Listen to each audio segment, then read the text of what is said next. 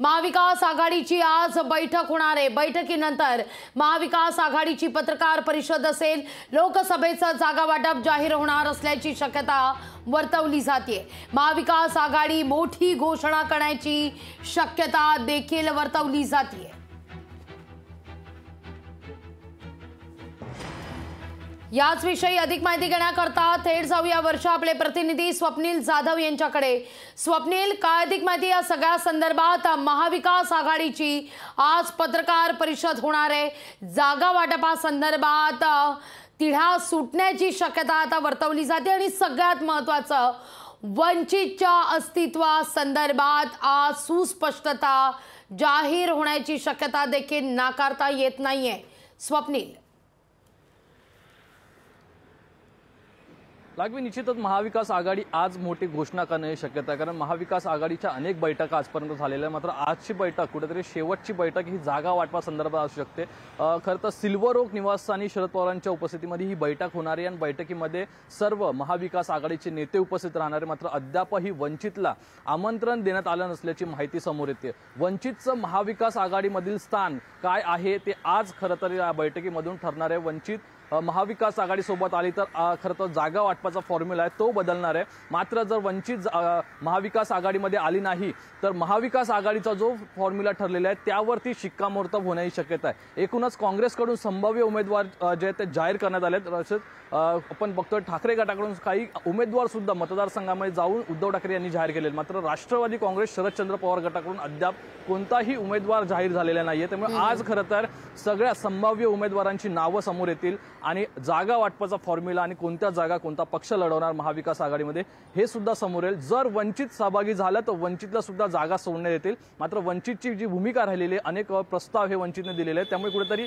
वंचितचा निर्णय आज होऊ शकतो। दरम्यान वरळीमध्ये बैठक होणार आहे आणि यानंतर खरं तर महाविकास आघाडीच्या नेत्यांची पत्रकार परिषद होणार आहे। काँग्रेसची सुद्धा एक वेगळी बैठक काँग्रेस भवनमध्ये टिळक भवन या ठिकाणी बोलवण्यात आलेली आहे। त्यामुळे आज नक्की महाविकास आघाडीच्या जागा वाटपासंदर्भातील माहिती आहे ती जनतेला कळणार आहे। स्वप्नील, अगदी शेवटचा सवाल, दोन महत्त्वाचे मुद्दे आहेत खरं तर या बैठकीमध्ये। एक तर सांगलीच्या जागेसंदर्भातला तिढा आज सुटण्याची शक्यता वर्तवली जाते, कारण इथं शिवसेनेनं देखील आपल्या उमेदवाराचे संकेत दिलेले आहेत। तिथं काँग्रेस ही जागा सोडायला तयार नाहीये। आणि दुसरा एक मुद्दा समोर येतोय की चंद्रपूरमधून एकीकडे शिवानी वडेट्टीवार यांच्या नावाची चर्चा असताना आता विजय वडेट्टीवार आणि नाना पटोले यांना देखील लोकसभेकरता रिंगणात उतरवण्याची दाट शक्यता वर्तवली जाते।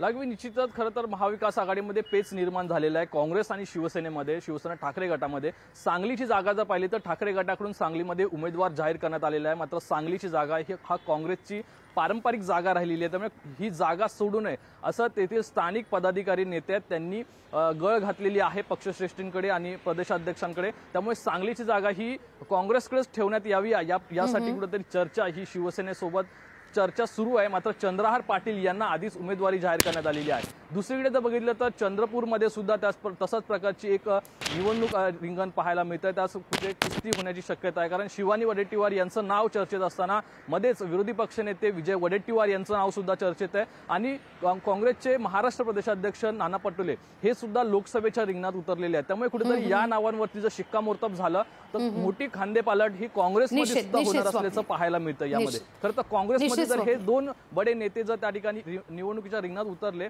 तर काँग्रेसमध्ये खरं तर जे राजकीय बदल होतील ते यासाठी पोषक असतील का, आगामी निवडणुकीसाठी पोषक असतील का, हे सुद्धा तितकंच महत्त्वाचं ठरणार। निश्चित। स्वप्नील, तुर्तास धन्यवाद तुम्ही दिलेल्या एकूणाच्या सविस्तर माहिती करता। लोकशाही मराठी ऐका, पहा, जागरूक रहा।